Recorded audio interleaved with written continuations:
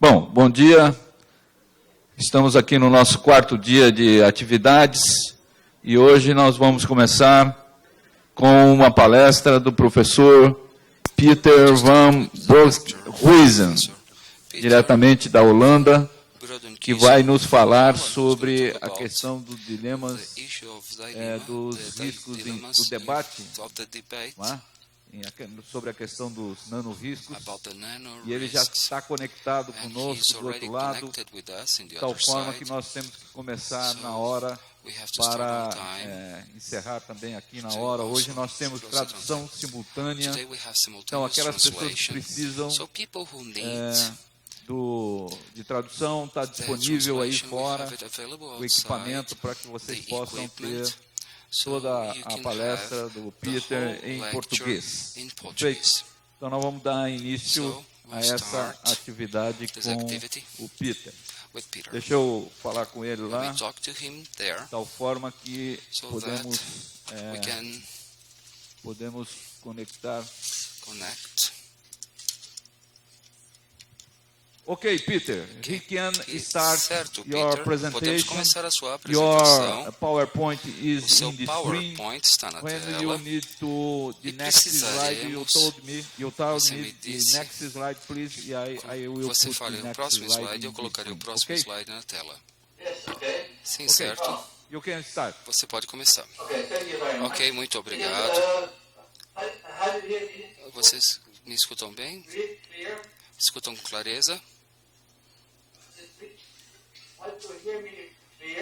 Vocês conseguem me ouvir com clareza? Alguém responda para ele. Yes. Sim. Ok, muito obrigado. Muito obrigado por convidarem-me para fazer essa apresentação sobre o debate do risco. Eu vou passar em detalhes sobre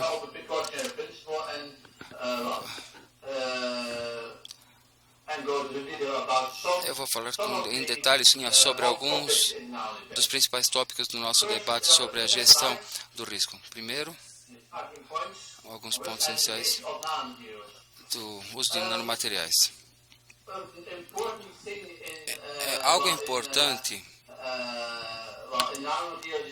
no nosso debate são os gaps de conhecimento e como você garante um lugar de trabalho seguro com o uso de nanomateriais. Você tem a incompleta compreensão sobre os riscos, diferença de conceitos e informação incompleta sobre a exposição e sobre o risco. E o que é importante de percebermos é que o que realmente queremos medir e queremos ter uma impressão sobre o risco dos nanomateriais e quais são os requisitos mínimos necessários à avaliação de risco é que nós precisamos saber o máximo possível sobre o local de trabalho, ou estamos só interessados na imposição a nanopartículas. O próximo slide, por favor. Alguns dilemas. Falar sobre as nanopartículas significa que você está falando sobre produtos insolúveis, que são biopersistentes, insolúveis, de 100 nanômetros. Então, o princípio se baseia em materiais sólidos que entram no corpo e se depositam nos órgãos. Com essas partículas, que chamamos de nanopartículas, a gente pode ter que mudar algumas das ideias sobre os riscos das nanopartículas. Esse é um dos motivos porque muitas das respostas que buscamos sobre os riscos ainda não podem ser dadas de uma maneira clara. Na Europa, temos o sistema REACH. Aqui é uma legislação das agências governamentais que descreve o risco. O ponto principal é que Isso é orientado ao risco. Então, a gente tenta caracterizar todas as substâncias baseadas em seu risco. Todas as substâncias danosas baseadas em risco. O problema real com os nanomateriais é que não sabemos muito sobre os riscos. Então, se a gente está avaliando o risco, a gente vai acabar falando sobre os gatilhos de risco. Então, isso vai trazer uma preocupação do que realmente ter uma ideia real sobre a toxicidade. Então, todas as agências governamentais, indústrias, uniões, sindicatos, organizações da sociedade civil, tentam ou advocam pelo uso de um questionário sobre avaliação de nanomateriais. Isso é amplamente aceito como um ponto inicial de discussão, mas é muito limitado. Significa que se você quiser ter você precisa ter uma percepção das aceitações mínimas dos diferentes participantes da indústria e do governo. Então, eu entrarei em detalhes sobre essa questão e sobre como podemos examinar esse princípio. Na Comissão Europeia, há um grande debate em curso se vamos fazer uma avaliação de risco ou se sobre como vamos abordar essa questão, ou se preferimos fazer uma abordagem caso a caso. Uma abordagem caso a caso significa que temos uma ideia de todas as diferentes partículas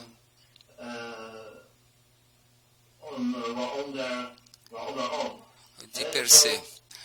Então, com todos esses gaps de conhecimento que a gente ainda tem, torna-se necessário ter uma abordagem mais genérica para tentar identificar grupos de nanomateriais e falar alguma coisa sobre o grupo e não sobre um produto químico individual ou um material. No próximo slide.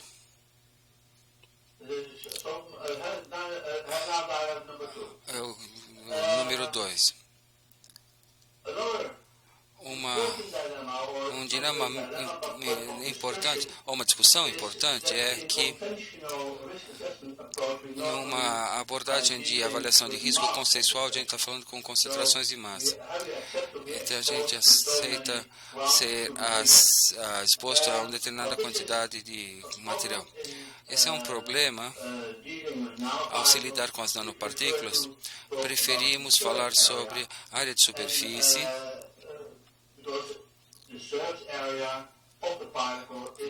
porque a superfície da partícula é a área onde ocorre verdadeiramente a reação química. E a área de superfície é comparável à nanoconcentração da partícula. É assim que preferimos fazer a avaliação de risco, ao invés de considerar a abordagem baseada em massa como ponto inicial. Mas a maior parte dos modelos que utilizamos hoje em dia para avaliação de risco se baseiam nesse modelo de massa.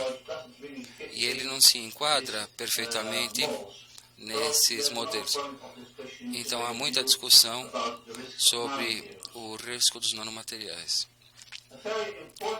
Um ponto muito importante em discussão, e eu vejo o pequeno gráfico à direita da folha, onde eu distingo 4 fontes diferentes de nanomateriais. Toda a discussão fala sobre esse pico chamado do pico dos nanomateriais.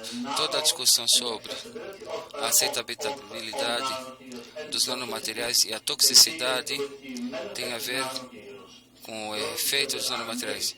Aqueles materiais que são feitos por um determinado propósito. Se formos a uma empresa e formos fazer as medições, como você encontra, você vai encontrar diferentes fontes. Se você encontrar uma concentração baixa, A concentração de fundo das nanopartículas é gerada pelo tráfego, pelo processo industrial, pelo aquecimento de casas, etc. E também por fontes naturais, produtos químicos, incêndios florestais, ou esse tipo de coisa, erosão, esse tipo de fontes. Se a gente examinar o processo de geração de nanopartículas e uma discussão sobre os componentes gerados, esses dois são fontes muito importantes para serem levados em consideração se formos fazer uma avaliação de risco no local de trabalho. As nanopartículas geradas por processo são as partículas que você pode ver sendo geradas em processos, como aquecimento ou combustão, ou processos de alta energia, como equipamento laser ou motores elétricos. Eles podem gerar nanopartículas. Pega uma máquina de abrasão, por exemplo, você está gerando pó da abrasão, mas você também está gerando nanopartículas da própria máquina. Então, por exemplo, as partículas podem estar em concentrações bastante altas. Então, é muito importante perceber que falamos sobre nanopartículas no local de trabalho, falando de diferentes tipos de fontes, e não todo tem a ver com as partículas sendo manufaturadas. Então, agora falamos sobre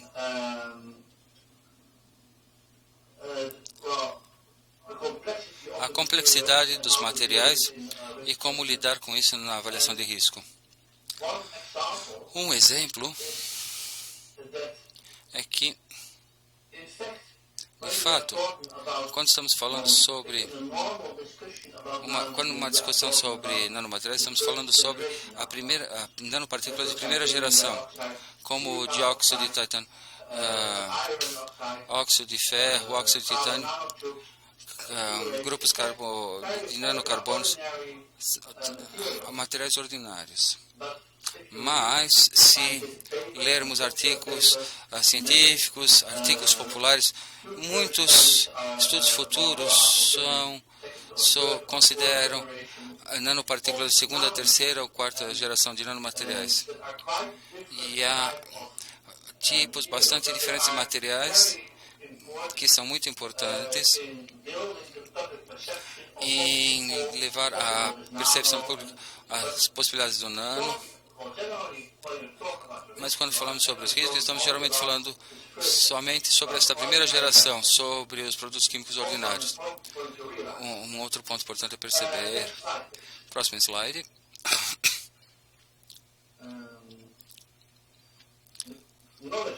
Os gaps de conhecimento. Aceitamos, nesse debate, utilizar o princípio da precaução. Eu aceito por todos os diferentes participantes no debate. Mas o que exatamente é o princípio da precaução? Se decidirmos aplicá-lo no local de trabalho, o que vai significar? E você está fazendo as medições, são precisas o suficiente? E como devemos fazer o princípio da precaução ser operacional para o local de trabalho, para uma aplicação no ambiente? Então, de fato, o princípio de precaução devemos ser transformado numa abordagem de precaução. Próximo slide.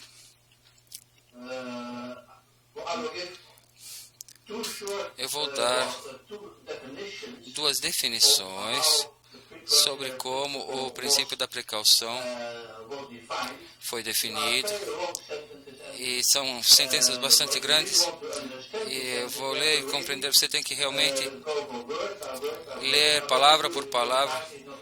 E você vai ficar cansado. Mas, de fato, a primeira vez que foi utilizado foi utilizado em 1982, onde falta de de conhecimento científico, certeza científica, não deve ser utilizado como um motivo para adiar uma medida econômica para evitar degradação ambiental. Uma sentença muito condensada, em muito sentido, você tem que ler em detalhe para compreender o que isso realmente significa.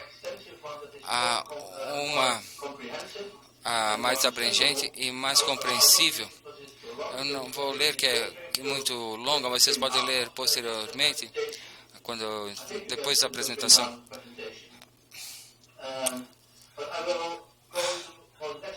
Vamos ao próximo slide. Próximo slide. A operacionalização do princípio da precaução. Alguns detalhes desse princípio. Então, realmente é importante compreender quando você deve aplicar esse princípio. Primeiro é a probabilidade que existam efeitos adversos. Você não tem certeza, mas há uma probabilidade. E, ao mesmo tempo, você tem uma incerteza científica. Você não pode realmente provar que há efeitos relevantes ocorrendo, mas há uma incerteza científica. Você não pode estar certo disso aí. Então, há uma prioridade para trabalho e ambiente. Então, há questões ambientais e laborais que estão por detrás dessas questões. E também não queremos esperar que os efeitos ocorram. Queremos estar adiante, sermos proativos. Então, queremos fazer as medições antes que realmente ocorra. Mas, do outro lado, os métodos que estamos escolhendo devem ser alguma coisa proporcional. Como você faz as medições extremas? Como você faz uma contenção completa do equipamento de processo?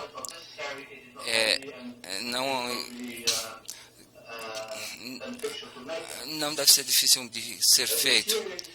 E a seriedade do efeito do potencial, ou seja, o nível de proteção que queremos ter é importante. E o princípio deliberativo é um princípio no qual discutimos se devemos ter um consenso entre nós, significando entre o governo, a indústria, as organizações da sociedade civil, ONGs, sindicatos, etc.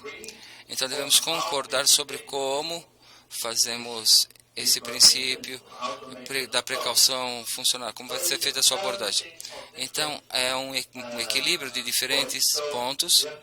A gente tem que balancear, equilibrar as oportunidades, os benefícios, o interesse e o desejo do produto. De um lado. E do outro lado, a gente tem as questões ambientais, nossa preocupação com os efeitos potenciais e as nossas incertezas, e também a necessidade da prova. Quem que tem que provar? Nós ou a indústria que traz ao mercado? Como você prove que vai ser seguro e usado seguramente? E o momento? Então, quando você introduz suas medidas. Certo. Próximo slide.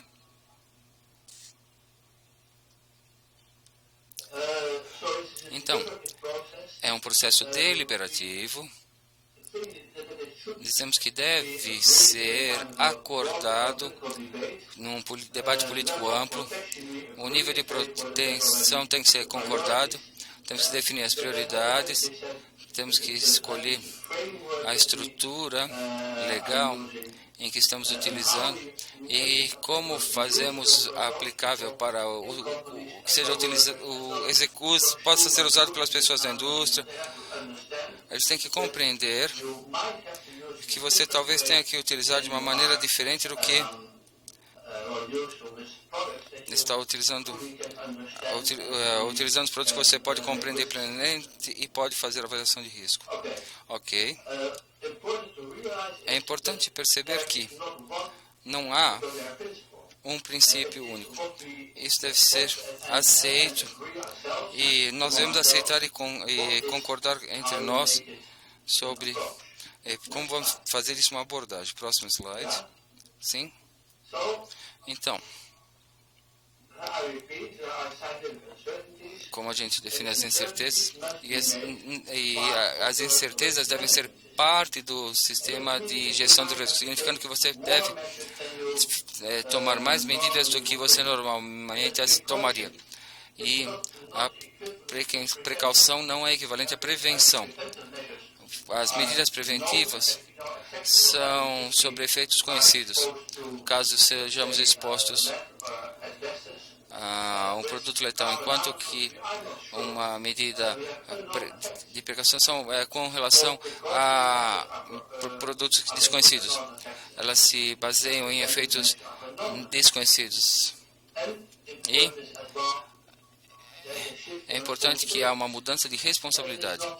Não é o governo que deve ter que provar o dano ou o risco, mas é a indústria que deve, o produtor que deve, o fornecedor que deve provar que é seguro e pode ser usado com segurança. Em outras palavras, não é o inocente que tem que se provar não culpado, mas é o outro lado que tem que se provar inocente. Então a gente tem que dar a tarefa à indústria para provar que os produtos que são colocados nas prateleiras que podem realmente ser utilizados com segurança. Acho que há uma questão de comunicação vazante que é muito importante, e também os artigos para consumo, os consumidores e os sindicatos também têm que avaliar os produtos. Como eles vão ter realmente benefícios para o perfeito? Eles são realmente assim benéficos? Há realmente um benefício com os produtos? Próximo. Então, na Holanda, há alguns anos, com o Conselho Econômico e Social, que é o grupo onde os funcionários, os sindicatos e o governo discutem as novas políticas, discutimos o tópico dos nanomateriais e como lidar com eles na prática, e fizemos alguns ajustes, alguns blocos de construção para uma abordagem da precaução, e são aceitos em nosso sistema. Então dizemos, sem dados, sem exposição. Esse princípio está presente nos ambientes de trabalho que esteve trabalhando com nano ou que não conseguem fazer uma avaliação. Então, se não conseguirem fazer uma avaliação, a gente não permite nenhuma exposição, a gente evita a exposição. Mas nenhuma exposição é uma ilusão. Então a gente gosta de valores de limite para a exposição, valores nanoreferenciais. A gente desenvolveu um sistema e mostrar ele posteriormente como é a sua aparência.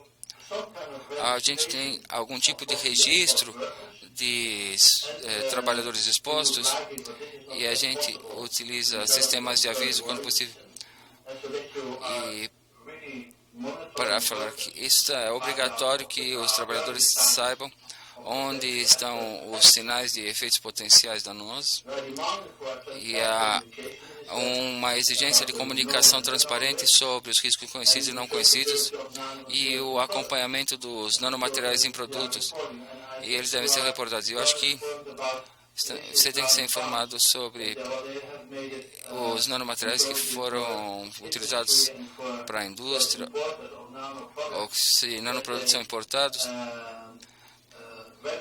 que eles devem ser registrados em que tipo de nanomateriais estão sendo utilizados nesses produtos. Certo? Próximo slide.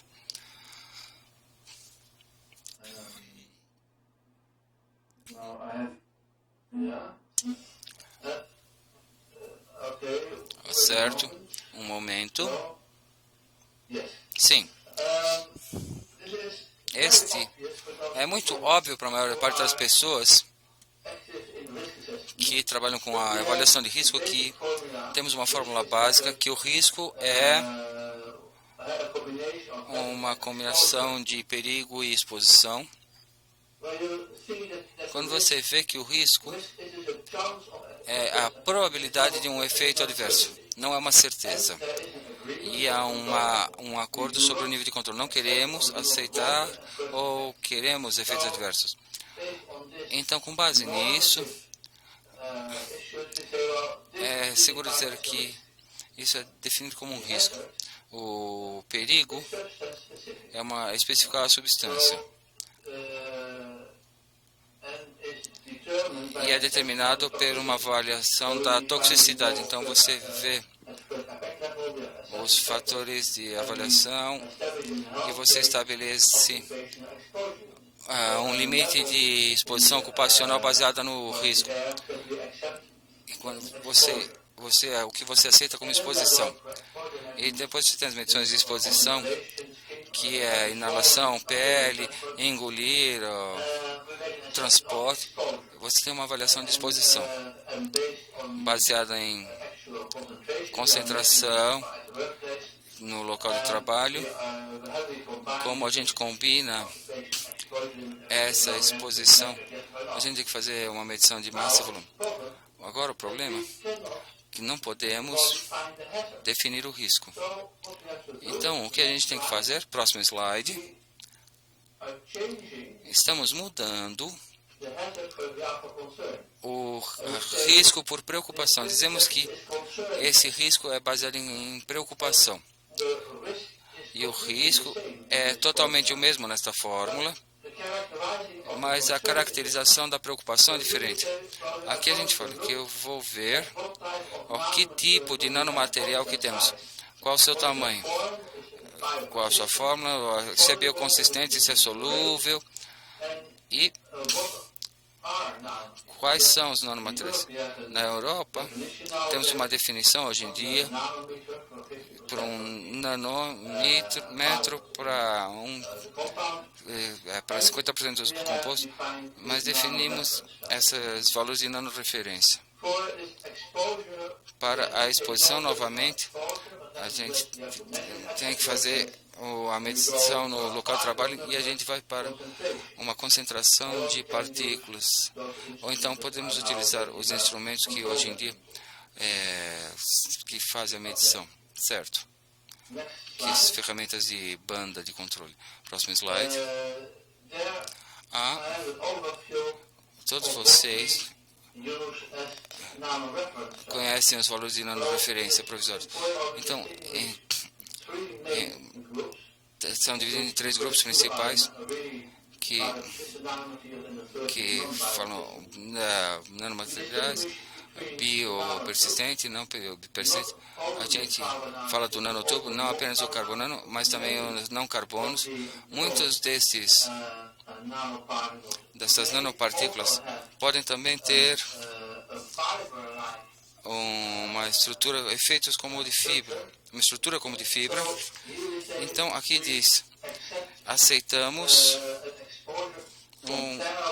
uma exposição comparável com o amanto, o limite de ocupação do amanto, que a gente tem fibras por centímetro cúbico, ou 10.000 fibras por centímetro. E neste grupo, temos os simples e os múltiplos, tipos de metais, de tubos de nanotubos metálicos, cujos efeitos não são excluídos. No grupo 2, a gente distingue entre materiais pesados e leves, em mais de 6.000 kg por metro cúbico, ou menos do que 6.000 por metro cúbico. A biopersistente significa que falamos sobre ouro, por outro grupo, a gente está falando valores de nanoreferência de 20 mil partículas por centímetro cúbico. Para os mais leves, aceita como alumínio, silício, titânio, zinco, são excluídos. Um efeito como os nanotubos com um efeito semelhante ao amianto excluído são 40 mil partículas por centímetro cúbico. E para os solúveis, a gente usa o valor do OER. É importante, de novo, é perceber que estamos caracterizando esse princípio de precaução se a gente você dividir a concentração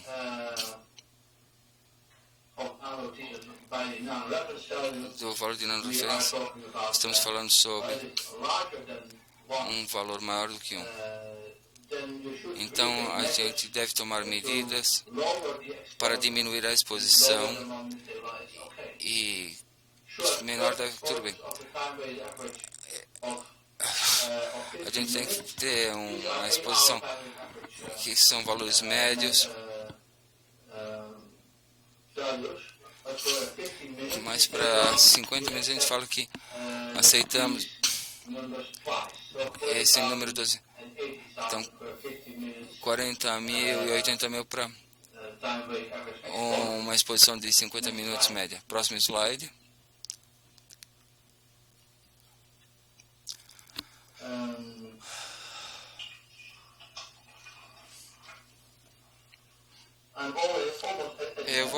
Estamos chegando ao final. Algumas conclusões. Então, é importante que temos uma mudança na avaliação de risco. Então, não estamos falando de perigo, mas sim de preocupação. Para os valores de nanoreferência que a gente vimos em diversos projetos, que eles são aceitáveis para a indústria, e a nanoreferência também serve para funcionários e trabalhadores, e o registro de exposição potencial e o registro dos nanomateriais nos produtos. Estamos no ano que vem buscando testar e perceber se isso funciona na prática. Para o desenvolvimento dessa abordagem de precaução é muito importante a participação dos parceiros sociais com um diálogo, significando que queremos falar com os funcionários e também os sindicatos, e para conseguir um acordo mútuo sobre como lidar com estes novos produtos.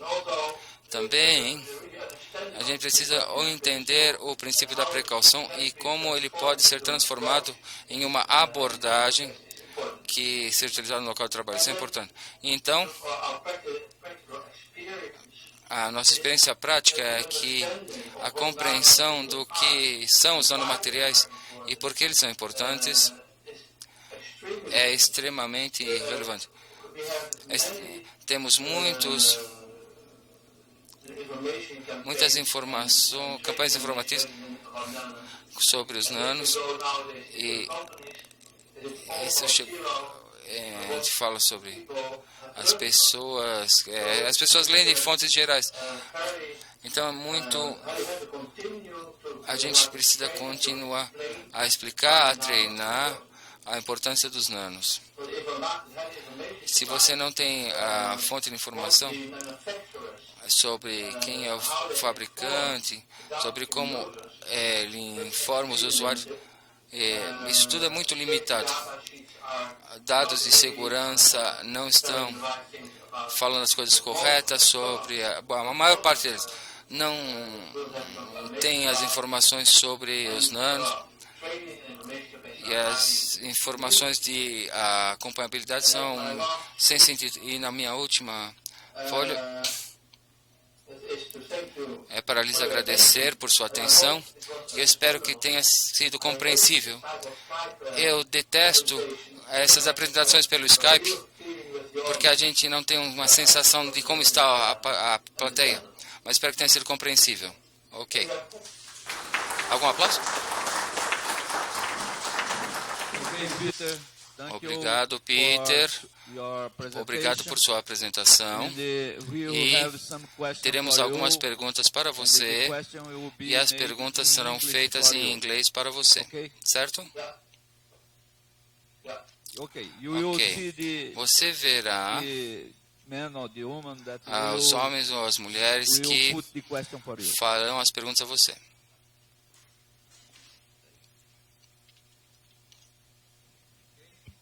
Ok.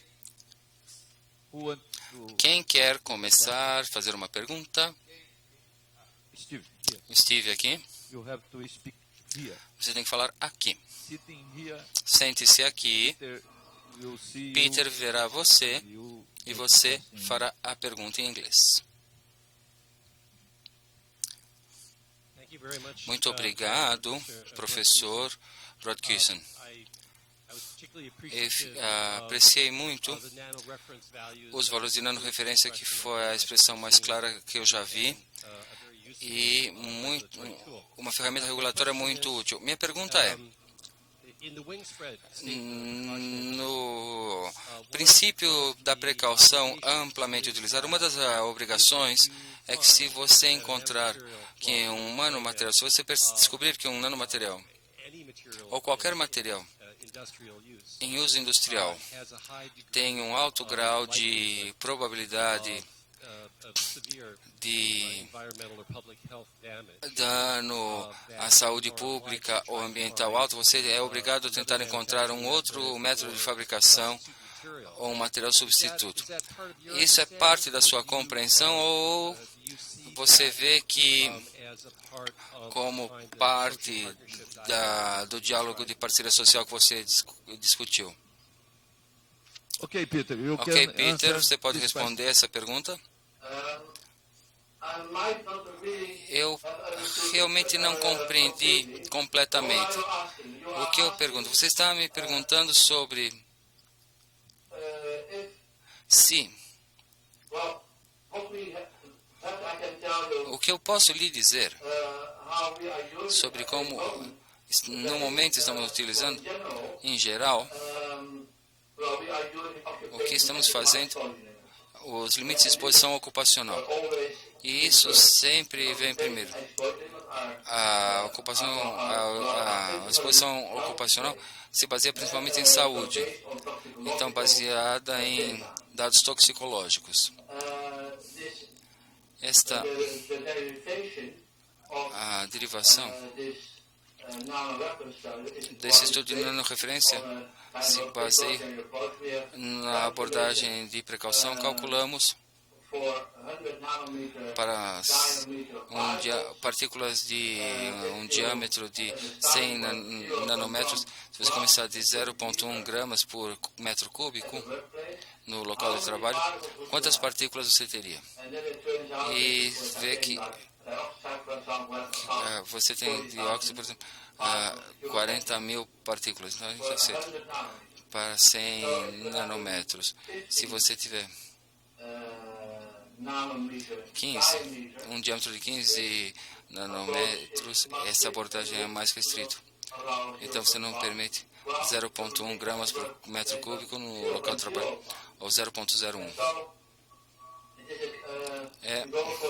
A gente vai em busca de níveis de exposição muito baixos. Isso é difícil de ser aceito pela indústria, porque leva muito mais medições para estar em conformidade com estes valores bastante baixos. E então, um segundo problema surgiu com as diferentes fontes, para as quais, para que fonte definimos um valor de nanoreferência. Isso é para os dados do fabricante do material ou também para o gerador do processo para aquele material. Então, e eu não estou totalmente confiante nisto, é que no momento concordamos com os valores de referência para os fabricantes dos nanomateriais, que é a média dada, e a medição de fundo. E a gente aceita o fundo existente da parte exterior, diferencia do valor de produção desta concentração do local de trabalho. E distinguimos entre os fabricantes e dos geradores e dos nanomateriais gerados de processo. Eu acho que a gente tem combinado esses porque a distinção entre produtores e processos é bastante difícil. Você pode ver como uma medição estratégica, mas é muito difícil que isso seja possível. E se você tiver que ir em termos de análise, de um exemplo, mas no final de contas, aceitamos e entramos em a sociedade e os sindicatos que aplicaremos esses valores para os fabricantes de nanomateriais. No momento estamos discutindo se a gente não deva incluir os materiais junto. Os cientistas estão preocupados na Holanda que devemos incluir o processo no estudo também.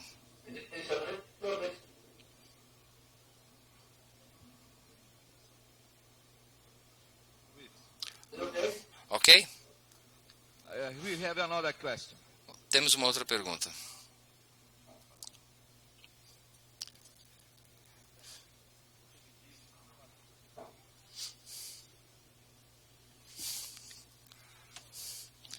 Essa tem o som de volta. He will speak in Portuguese first and after you Vou have falar em the português translation primeiro in e depois English, você vai ter a tradução em inglês. Ok. Peter, meu nome é Luiz Carlos de Oliveira, sou conhecido como Luizinho, sou do Sindicato dos Metalúrgicos de São Paulo, ligado a uma central sindical chamada Força Sindical. So, this is Luis Carlos Oliveira, and he is in a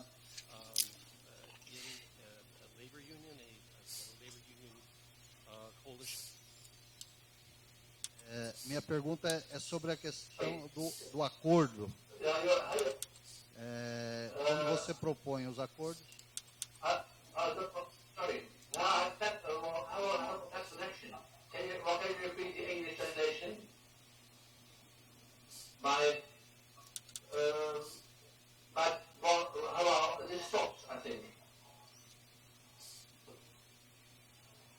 There is some problem.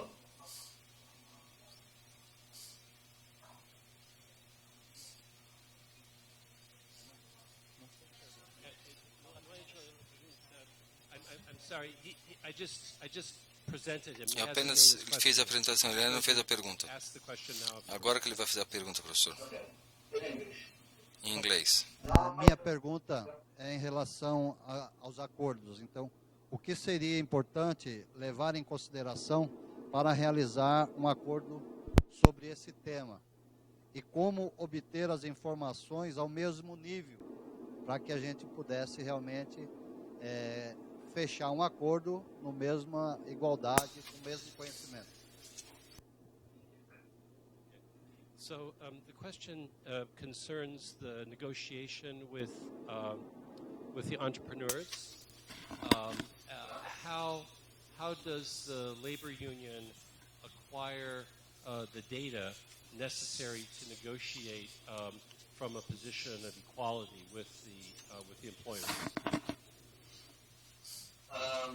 Bem, Well, this is Essa negociação está sendo feita com os valores de referência.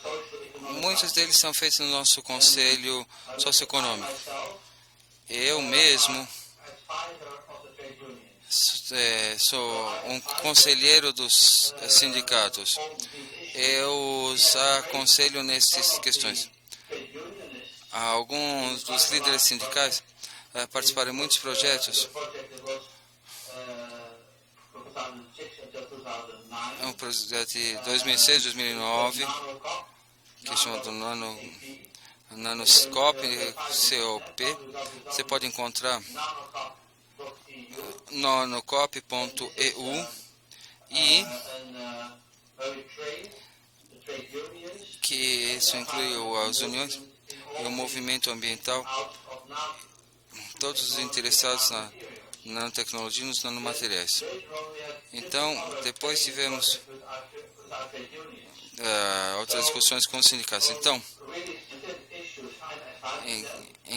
eu estou aconselhando eles, estou servindo como conselheiro para eles, mas nas negociações eu também advogo em favor dos sindicatos. Ok, Peter. The last question A última is pergunta from é our do nosso colleague colega Sônia Dagomuni. Sônia Dagomuni. Posso? Good, mo Eu good não morning, consigo. Dr. Brook. Bom dia, Dr. Houston. Brookwick.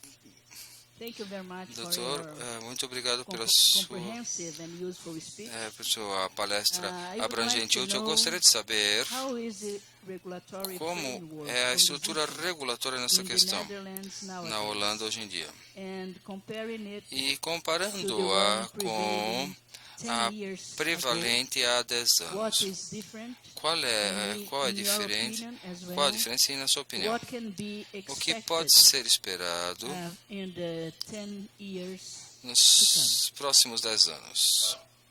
Could you understand my Podem question? compreender a minha pergunta? Sim. Eu, nesse momento, há 5 anos,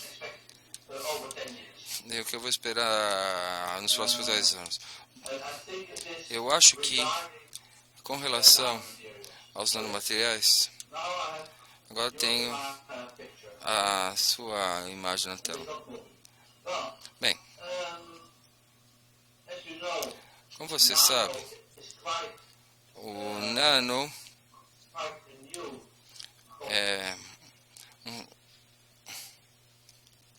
cortou o som dele, gente. Ainda não existe uma legislação. Tínhamos, há 5 anos, o nono, falando, digamos, em 2005, 2006.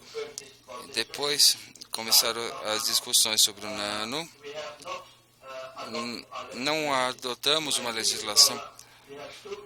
Você tem 2 tipos de ideias. Você tem o REACH, que foi introduzido no começo de 2000, e temos a diretiva da União, da estrutura geral das obrigações do funcionário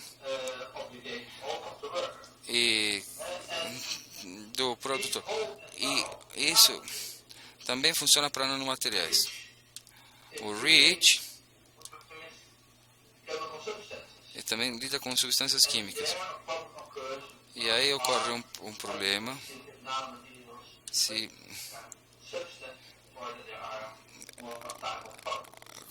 que é diferente para cada tipo de produto. Nesse momento, na Holanda, não existe uma legislação, ainda a mesma estrutura que estamos escutando sobre comportamento. A gente chama de SOP Floor, a regulamentação SOP, a gente chama de lei SOP. Os sindicatos concordaram a falar no tópico dos nanomateriais nessa forma de precaução. Então, o uso dos valores de nanoreferência é aceitável, mas isso funciona apenas como aconselhamento. Significa que você precisa fazer as medições se vai realmente trabalhar com os nanomateriais. E eu posso dizer que entre as medições a quantidade de medições feitas no local de trabalho é muito pequena. Então, nossos inspetores de trabalho adotaram esta abordagem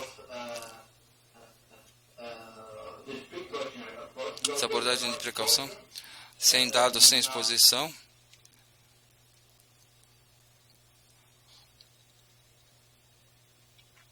Sem som.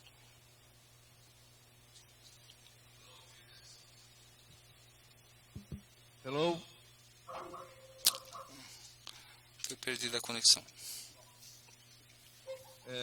Nós estamos encerrando isso. Eu tenho que encerrar porque nós I have to temos close because we have outro another conferencista lecturer pela internet. Ele deve estar on the tentando Skype. ligar He outra must be vez. trying to contact us again.